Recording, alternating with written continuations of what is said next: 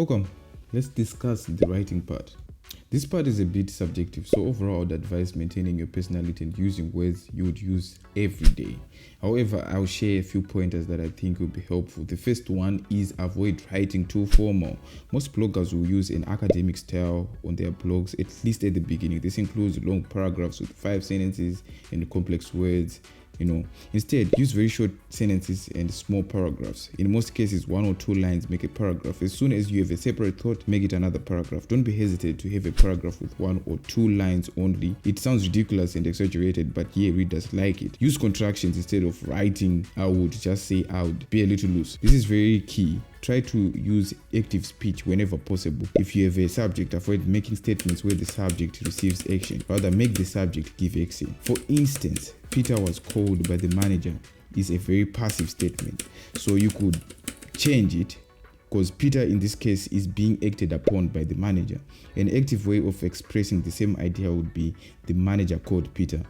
Overall, active statements sound easier to understand. They don't create mental strain on the reader. The above is an oversimplified example of a complex idea, but you get the point. You just want to sound active. Another thing is try to make readers feel like they are there with you. This is very crucial. So to achieve this, you are advised to use words like you, your. In turn, they'll stay with you and feel the information you are giving is not just general, but is particular to them. Let's talk of the Flesk readability score. You have to keep it above 60. The readability score measures how easy it is to go through your text. So avoid sounding verbose and sophisticated. Keep it simple. That's the key thing here. So, because what you have to remember is online readers just want to read something that is easy. So a score of 60 implies that a 13-year-old can read your work easily. Thus, an average reader will find it easy to go through your test. So to keep your score higher, write short sentences, practice economy of words, and be precise. There are words you know, words people know, words no one knows. Avoid the last group. If you're struggling, don't worry, just practice writing regularly. I started with a score below 50, but now I can score over 70 effortlessly. That is to say, I'm not naturally a talented writer or anything like that, but through practice, you can improve. Make use of rephrasing your statements.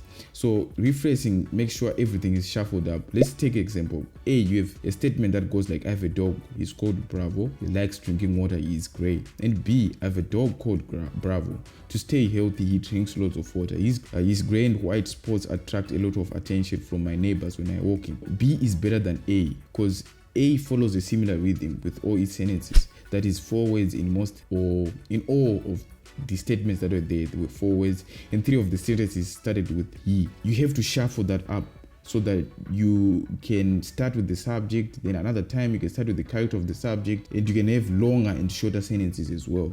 Just doesn't become boring. Because when your sentences follow a certain pattern, a rhythm, it becomes monotonous. A very important tip as well is learn from your favorite writers. One of my favorite writers is Ali Abdaal, and the other one is Mark Manson.